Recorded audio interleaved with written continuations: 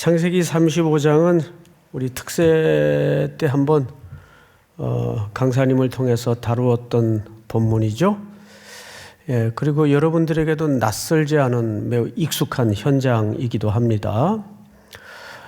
우선 이 창세기 35장은 야곱의 인생사에 아주 중요한 지점이 되기 때문에 우리가 오늘 이 산상에 같이 머물면서 이 사건이 한 인생에 또는 나에게 갖는 의미가 무엇이어야 할까 하는 성경의 문맥적 차원에서 한번 보도록 하겠습니다. 야곱은 부득이 원치 않는 길을 떠나게 되죠. 아버지를 속이고 형을 속인 일로 형의 분노를 사고 또 아버지의 노여움을 사서 어머니 등에 밀려 먼 길을 떠나게 됩니다. 그러다가 그는 성경상에 등장하는 최초의 노숙을 하게 됩니다. 노숙자가 되죠. 사실 이 노숙자의 기원이 야곱으로부터 출발을 합니다. 원래 이름은 베델이 아니고 루스라는 땅이었어요. 한밤중 그곳에서 돌을 베게 하고 잠이 들어요. 여러분, 히브리인들에게 노숙을 한다는 것은 무엇을 설명하는가 하면 세상 어느 누구도 그를 환대해 줄 집 하나가 없었다는 뜻입니다. 그래서 그 산상에서 노숙을 하다가 일방적으로 하나님의 계시에 의해서 환상을 보게 됩니다. 하늘에서 사닥다리가 임하는데 천사가 오르락 내리락 하는 꿈을 꾸게 돼요. 유명한 야곱의 꿈이죠. 그래서 야곱이 의도했던 꿈이 아니고 앞으로 이 야곱의 인생을 통해서 하나님이 야곱의 인생을 어떻게 이끌어갈 건가에 대한 계시적 사건입니다. 그리고 너무 놀라서 잠에서 깨요. 그리고 이제 성경을 보면 이렇게 소개되어 있습니다.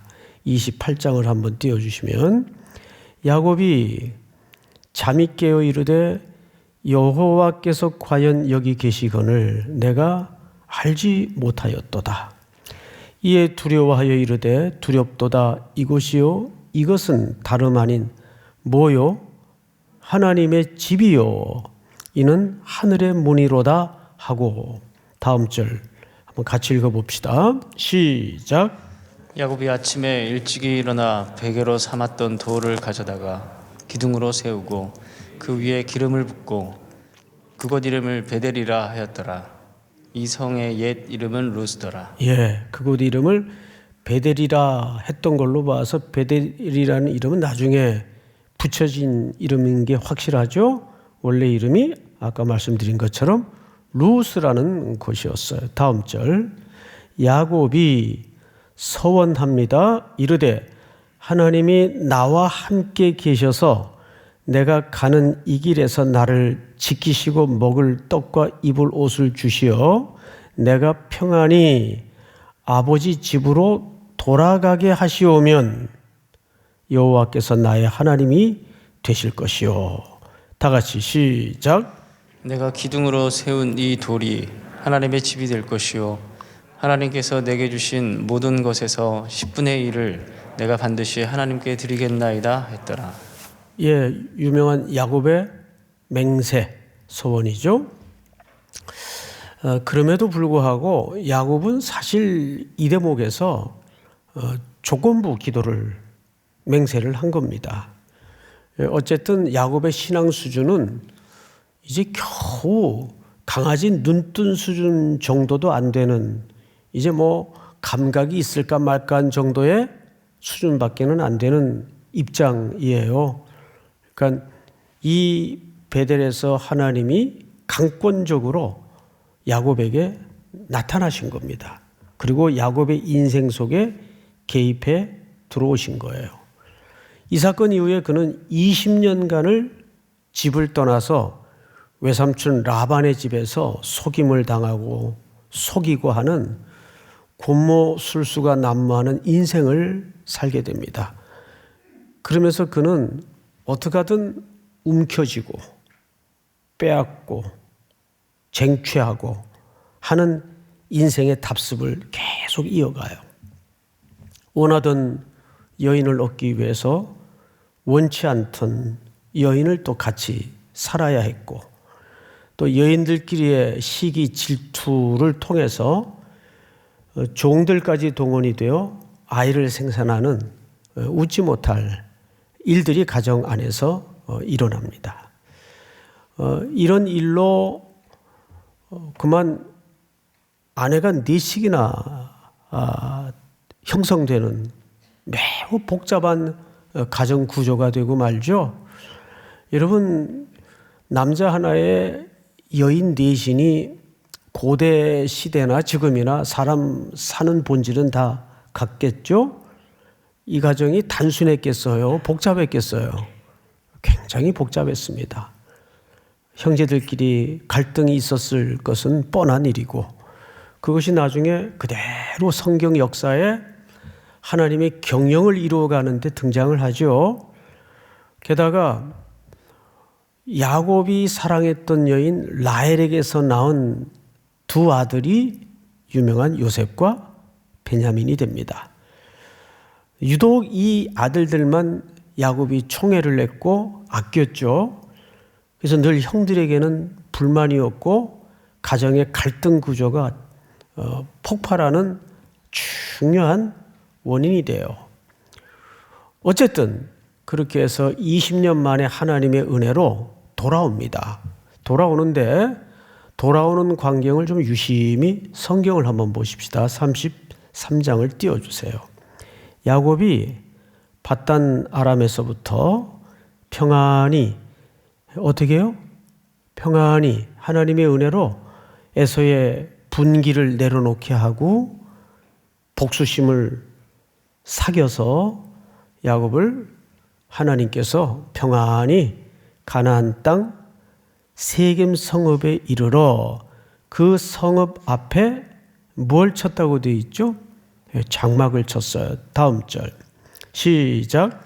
그가 장막을 친 밭을 세겜의 아버지 하몰의 아들들의 손에서 백크시타에 샀으며 계속해서 거기에 제단을 쌓고 그 이름을 엘렐로헤 이스라엘이라 불렀더라. 네, 여기 엘렐로헤 이스라엘이라는 말은 사실 고백 같지만 제의적 표현이에요. 다시 말해서 하나님을 복수로도 복수의 신 중에 하나로 표현하는 가나안 문화의 전형적인 표현들입니다. 이걸 조금 더 상세히 풀면 이런 뜻이 돼요. 내 말하는 것을 들어주시는 신들이요. 이것은 사실상 그 지역의 제의적 용어를 야곱이 차용해서 하나님의 이름을 슬쩍 끼워 넣어서 부르는 제의적 표현 그 이상도 아닙니다. 그는 성경에 기록된 대로 다시 한번 본문을 띄워주실까요? 33장. 그가 장막을 친 밭을 세겜의 아버지 하몰의 아들들 손에서 백크시타에 샀다. 당시 히브리 화폐인데, 여러분 세겜의 밭을 돈을 지불해서 샀다는 말은 무슨 뜻이 되냐 하면 그 지역에 거주하겠다는 목적이 됩니다. 그렇죠? 그 지역에 그냥 주저앉아서 거주하겠다는 목적이 돼요.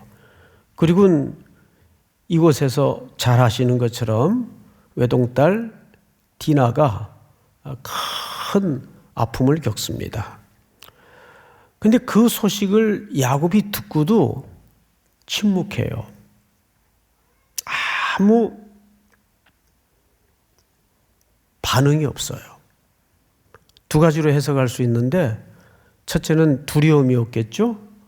남이 땅에서 살다가 그런 일을 겪었으니 혹 여기에 어떤 액션을 취할 경우에는 자기가 그동안 외삼촌 댁에서 20년 동안 쌓고 모으고 벌었던 모든 것들이 한순간에 날아갈 수도 있고, 그런 안전에 대한 걱정, 그리고 더 근본적인 속내는 이 디나는 사실상 원치 않은 여인에게서 낳은 자식이에요.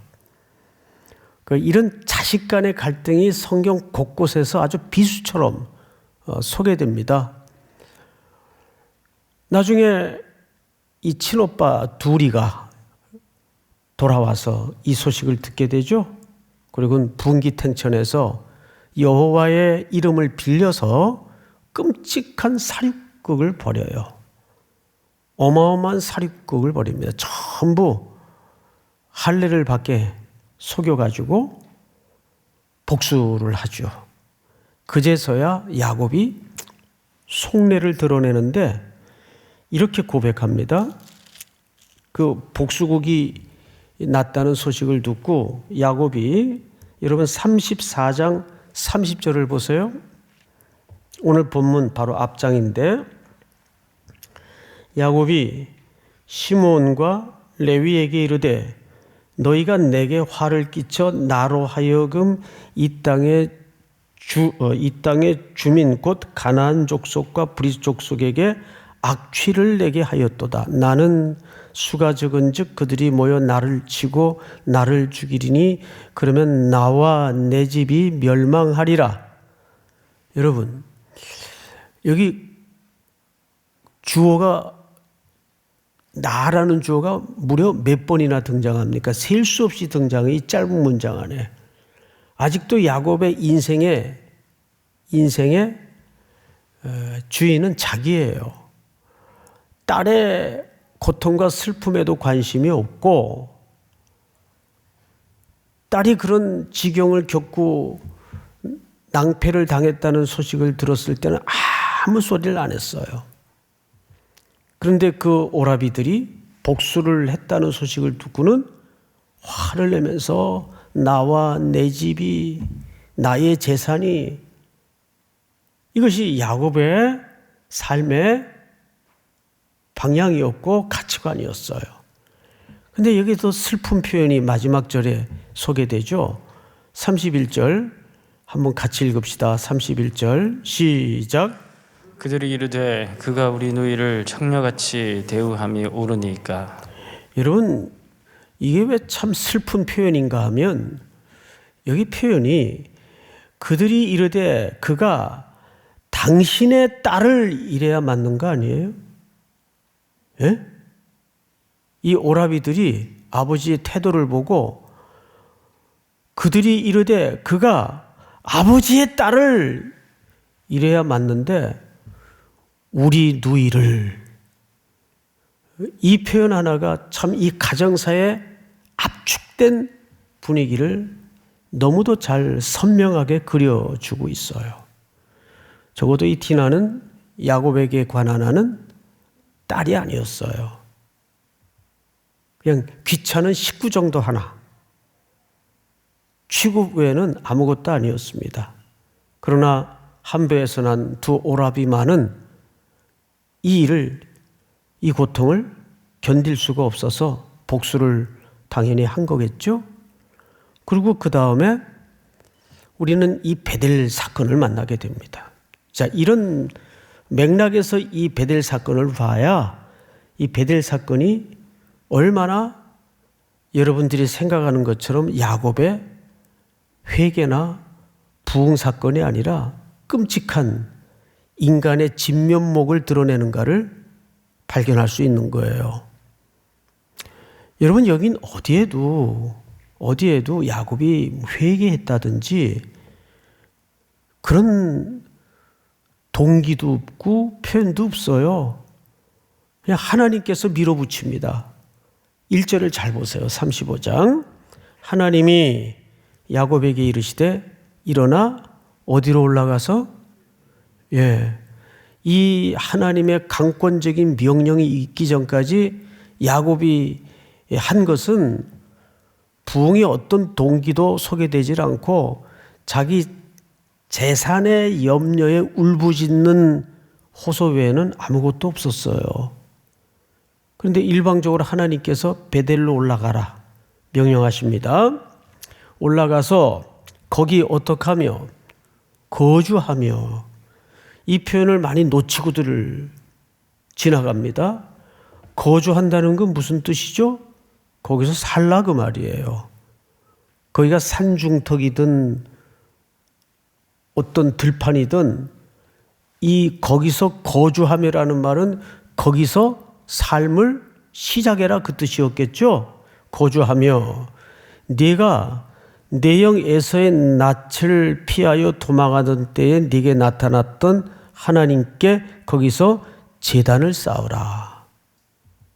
이것이 하나님의 아주 단순한 명령이었어요.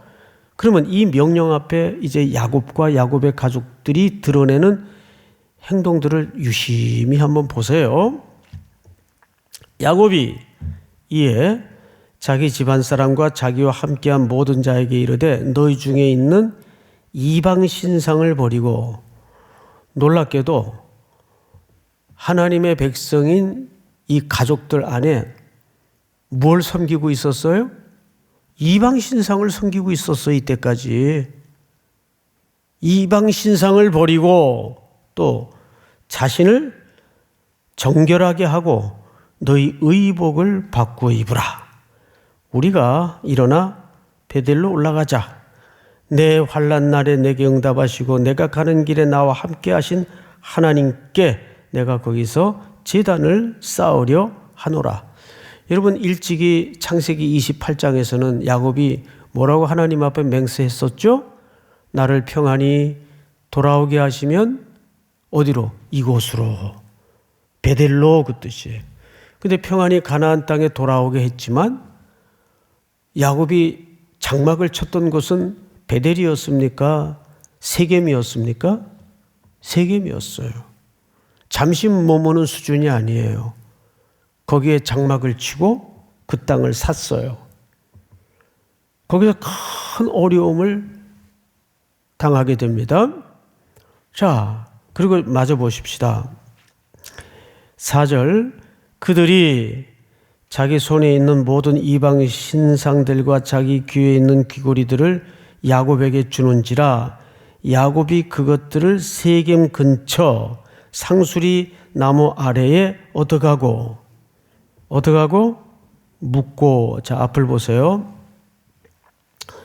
이 묻고라는 말은 영어 성경에도 보면 킹 제임스 버전이나 또 다른 영어 성경에 보면 감추다라고 돼 있어요. 그리고 히브리어에 보면 타만이라는 말을 썼는데 이 말은 아간이 장막 밑에 하나님의 것을 감출 때와 같은 표현이에요. 이거는 회개를 하기 위해서 땅에 묻었다는 그런 의미가 아니에요. 이 말은 야곱이 하나님의 강권적인 떠미는 명령에 어쩔 수 없이 올라가지만 아직도 그 삶의 마지막까지 놓고 싶지 않거나 놓지 못하겠을 어떤 것들을 상수리 나무 아래 묻고라는 말은 감추고라는 뜻입니다. 다만 이게 히브리어의 정확한 번역이에요. 그리고 웬만한 영어 성경 번역을 찾아보니까 전부 감추고라고 돼 있어요. 여러분, 어떻게 이걸 회개로 봐요? 이거는 인간의 악한 끈질김을 야곱을 통해서 드러내는 거예요. 뭐에 대한? 그 탐욕과 죄에 대한. 이것이 야곱인 동시에 우리의 들키고 싶지 않은 또 하나의 모습일 수가 있어요. 그래서 제가 이런 참 인간의 끈질긴 악의 모습을 하나님이 들추어내는 과정을 보면서 그래, 맞아. 인간에게는 사실 회개할 능력도 없어. 왜? 회개하는 척 하지만 그 토한 것을 다시 주워 먹고 있거든요. 어느 날 자기도 모르게. 이런 근본적인 문제가 우리 개인적이든 교회적이든 공동체적이든 해결되지 않으면 이 땅에는 참된 부흥을 절대 기대할 수 없습니다. 그건 많은 숫자가 필요한 게 아니에요. 한 사람이면 돼요. 한 사람.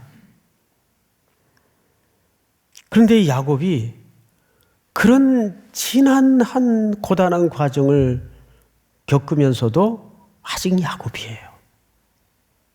아직 속이는 자고 아직 남의 것을 빼앗아 내 것을 만들고 싶은 자에 머물러 있는 겁니다. 그런데 여기에 더 눈물겨운 것은 하나님의 액션이에요.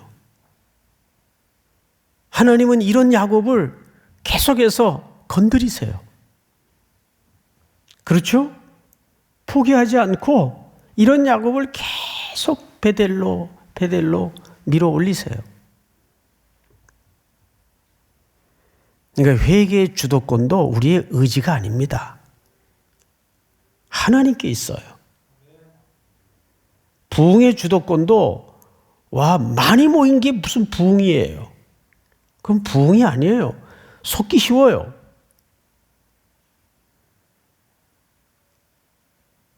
엘리야가 깊은 침륜에 빠졌을 때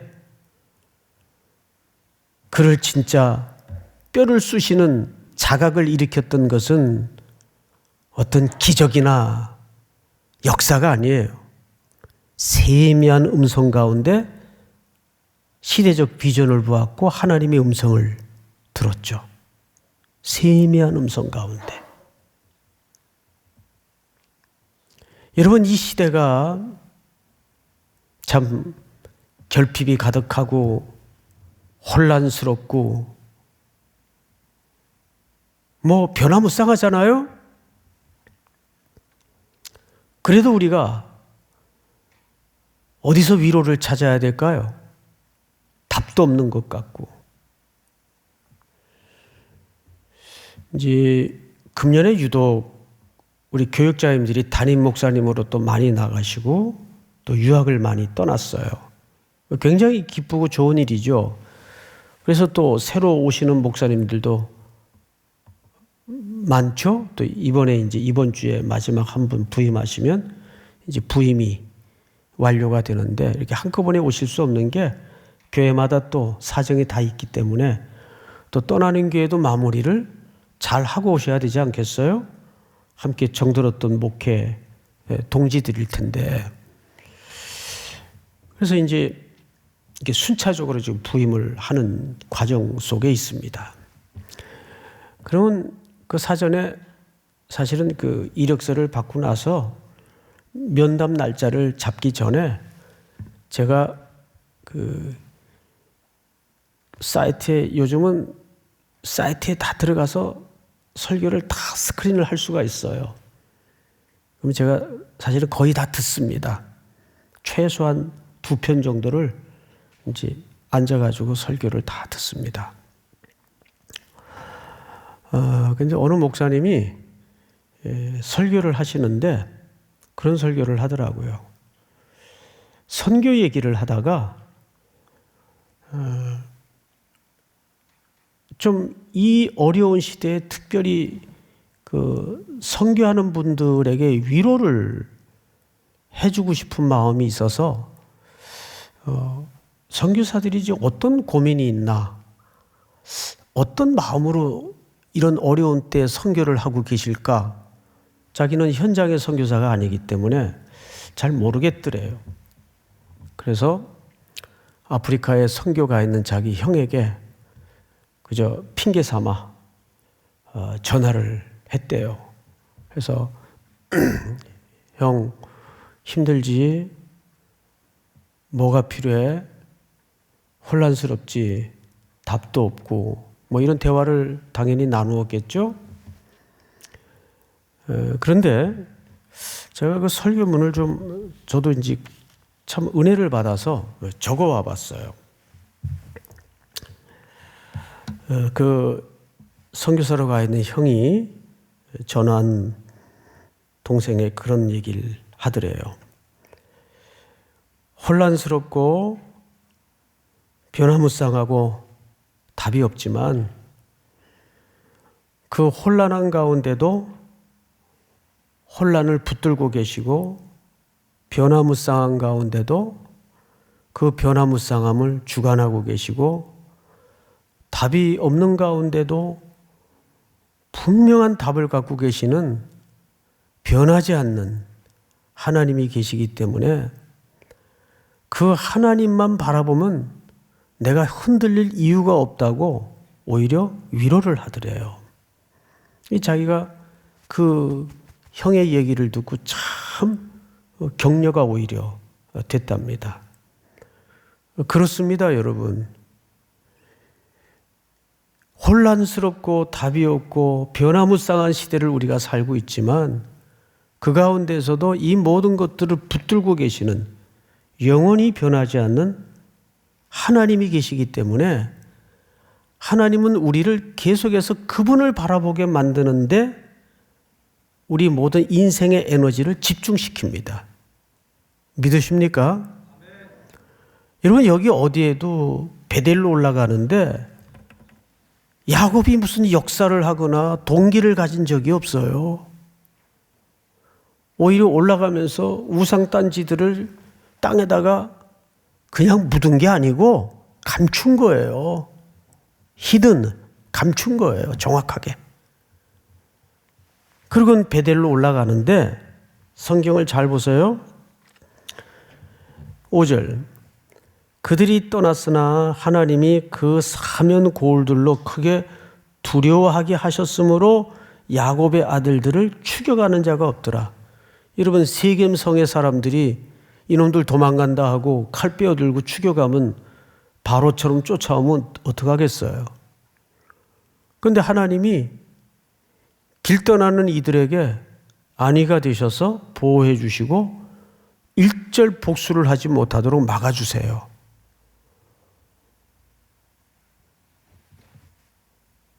이것이 하나님의 우리의 어떤 회개와 상관없이 우리를 일관되게 포기하지 않는 하나님의 사랑의 발자국들입니다.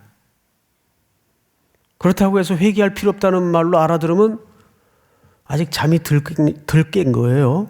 예? 성경을 마저 보십시다. 7절 그가 거기서 제단을 쌓고 이제 베델에 도착했겠죠.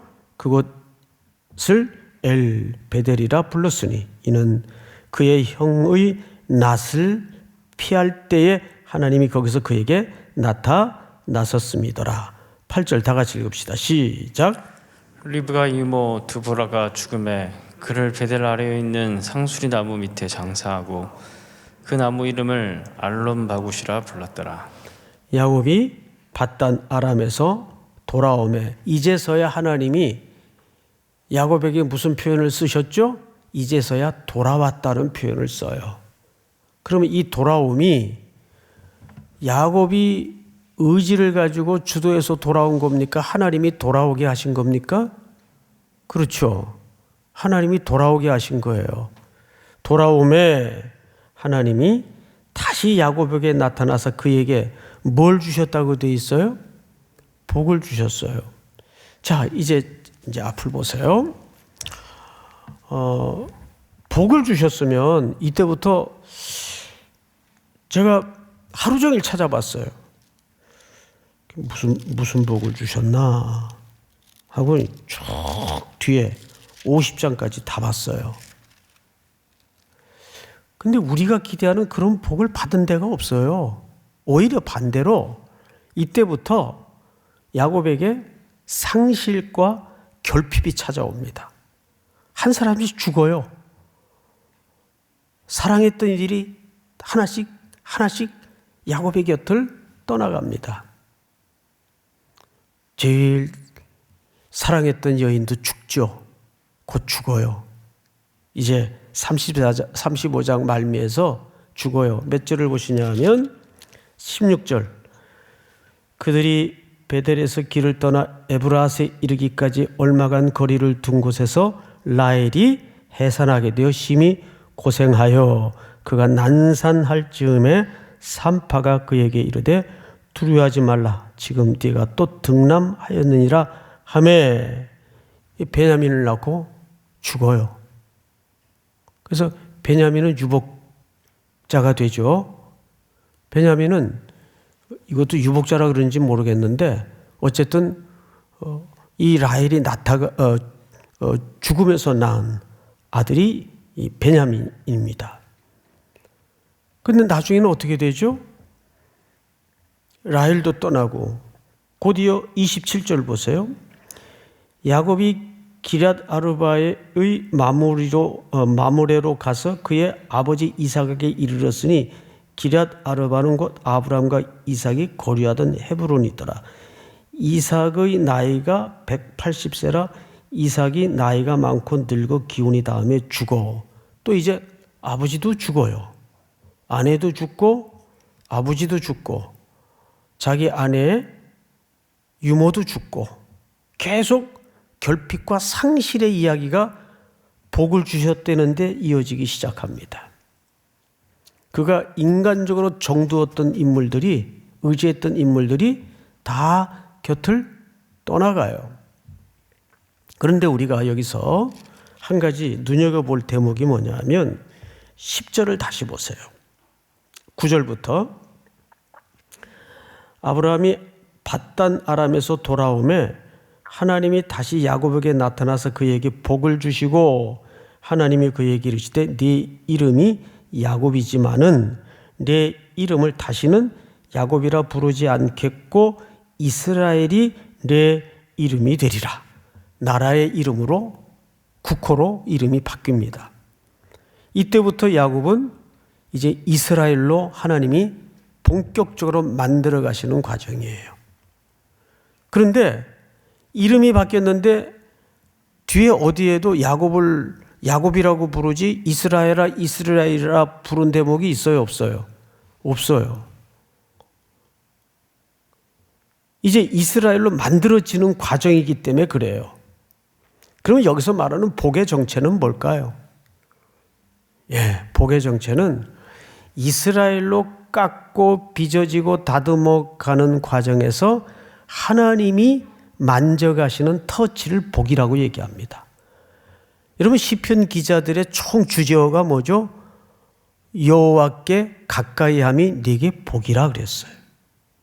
성도의 복은 뭐예요? 하나님이 가까이 하심이 내게 복이에요. 하나님께 가까이 나가는 게 우리의 복입니다. 믿습니까? 그것을 복으로 붙잡을 수 있는 사람은 그 자체가 복이에요. 이렇게 해서 야곱의 곁에 의지했고 인간적으로 정을 주었던 사랑했던 이들이 자꾸 떠나가요. 절정이 누굽니까? 요셉을 잃은 거예요. 그리고 그 다음에 누구를 잃죠? 볼모로 유다가 잡히고 이어서 사랑하는 여인에게 아내가 죽으면서 안겨준 선물인 베냐민까지 겉으로는 야곱의 시야에서 사라집니다. 그 야곱이 나중에 어떻게 이스라엘답게 바뀌냐 하면 베냐민을 애굽으로 떠나보낼 때 야곱이 유명한 고백 하나를 남겨요. 내가 이루면 이루리라. 이제 야곱은 굉장히 냉정한 사람이 된 것 같지만 이 땅의 모든 애착했던 것들이 큰 의미가 없다는 걸 깨닫고 이건 허무주의와는 달라요. 정말 하나님의 주권 앞에 그는 순복하게 됩니다. 그리고는 다시 아들들을 해우한 이후에 만난 이후에 그는 애굽으로 식객의 신분이지만 총리의 아버지로 대제국 애굽으로 들어가서 마지막에 대제국 바로의 머리에 손을 얹고 뭘 하는 존재로 바뀌죠? 축복 기도를 해요. 축복 기도. 그리고 그 아들 요셉은 죽이려 했던 형들을 먹여 살리고 가해자를 먹여 살려요. 그러면서 계속 야곱의 이 사건 이후에 성경의 스토리는 결핍의 이야기만 등장을 합니다. 가장 중요한 결정적 환경은 온 땅에 기근이 어떻게 들었어요? 무시무시하게 들었어요. 근데 그 기근이 어느 정도 심했는지 가나안까지 기근이 왔어요. 죽을 만큼 기근이 왔어요. 근데 만약에 기근이 알딸딸하게 그저 먹고 살만하게 기근이 왔다면 그런 복된 만남과 아름다운 결말은 불가능했습니다. 참 하나님이 인생을 경영하시는 역설적인 방법이에요. 왜 그랬을까요? 결국 하나님께 복된 존재가 되었다는 것은 하나님을 송축하는 존재로 바뀌었다는 뜻입니다. 어떤 상황 속에서도 그분 영원히 변하지 않는 그분에게만 해답이 있고 그분만이 나를 주관하시는 그 확신을 가지고 세상에 디밀어질 때 우리는 세상에 휩쓸리지 않을 수 있는 거예요. 제가 요즘은 거꾸로 이런 생각을 가져요. 청년들이 현장에 또 현실 앞에 내몰리면 아직 어린데 또 일부는 아직 판단력도 제대로 안 갖춰져 있는 주제들이 인생에 많을 텐데 얼마나 당혹스러울까, 얼마나 우왕좌왕할까 그런 짠한 마음이 늘 청년들 뒷모습을 보면 있어요. 그럴 때 잘 몰라도 아직 분별력이 이거 놓지를 않았더라도 확실한 거 하나, 하나님은 여러분들을 사랑하시는 불변하신 하나님을 믿으세요. 그 하나님, 나를 향해서 또 이 세상을 향해서 영원히 변하지 않는 그 하나님만 믿고 거꾸로 더 신앙에 충실하시고 기도하는 일에 전념하시고 말씀을 읽는 일에 전념하시고 주님 바라보는 일에 전념하실 때 거기 진짜 길이 있어요. 세상 속으로 들어가려니까 세상과 적당하게 균형을 유지해서 살라는 그런 의미로 받아들이면 잠이 들긴 거예요. 그런 의미가 아니잖아요. 그렇죠? 이제 내일은 요한복음 14장을 중심으로 이제 3주에 걸친 대장정의 마지막 설교를 할 겁니다. 14장을 숙제 꼭 내일 새벽 눈뜨기 전까지 읽어놓으세요. 14장 전체를. 자, 우리 한번 아까 우리 김태훈 장로님이 특송했던 빈들의 마른 풀같이 찬송하고 우리 기도하십시다.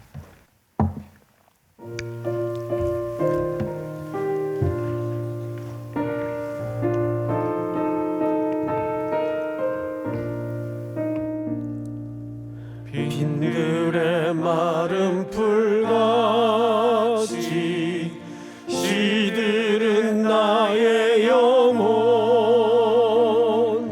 주님이 약속한 성령 간절히 기다리네 가물어 메마른 땅에 단비를 내리시듯 성령의 단비를 부어 새 생명 주옵소서 반가운 빗소리 들려 산천이 춤을 추네 봄비로 내리는 성령 내게도 주옵소서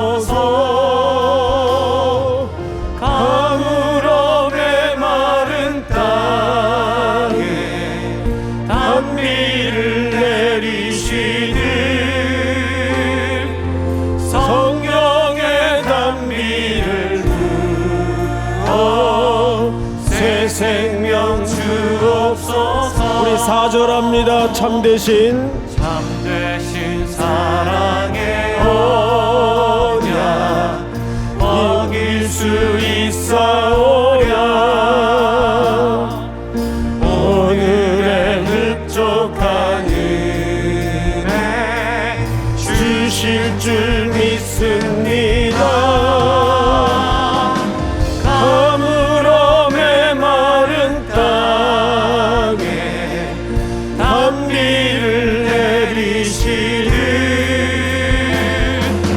성령의 단비를 부어 새 생명. 우리 4절만 다시 한번 참되신 사랑의 언약 참되신 사랑의 언약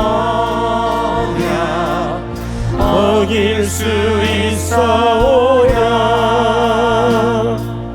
오늘의 흡족한 은혜 주실 줄 믿습니다. 강으로 메마른 땅에 단비를 내리시는 성령의 단비를 부어 새 생명 주옵소서.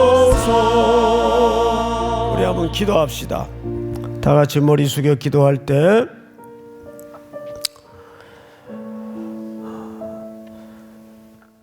야곱의 행위와 상관없이 하나님은 신실하게 언약을 이루어 가시는 하나님이심을 믿으시기 바랍니다. 참되신 사랑의 언약, 그분은 어기지 않습니다. 우리의 연약함에도 우리의 무너짐에도 하나님은 신실하셔서 그분의 언약을 이루어 가십니다. 아무리 팬데믹이라도 이 땅이 혼란스럽고 답이 없는 것 같아도 항상 영원히 불변하시는 하나님의 약속을 붙들고 우리 청년들, 성도님들 세상 속으로 겁내지 말고 담대하게 나아가는 믿음의 용기가 있기를 바랍니다. 오늘 이 새벽에 야곱의 행동처럼 근본적인 회개를 하지 못하고 내 안에 여전히 감추어 놓고 있는 것들, 숨겨놓고 있는 것들 하나님 앞에 진실이 드러내고 땅에 묻는 것이 아니라 그것을 하나님의 말씀에 불로 태워주시옵소서. 나에게는 그럴 수 있는 용기도 의지도 조차 갖고 있질 못합니다. 성령님 내게 강권적으로 임하셔서 내 심령을 주의 보혈로 다시 한번 정하게 하여 주시옵소서. 이 팬데믹 시대를 살아가는 청년들에게 다시 한번 하나님만이, 하나님의 언약만이 우리가 붙들어야 될 영원한 소망임을 확신하고 일어서는 자리가 되게 하여 주시옵소서. 우리 한번 주여 부른 다음에 기도합니다. 주여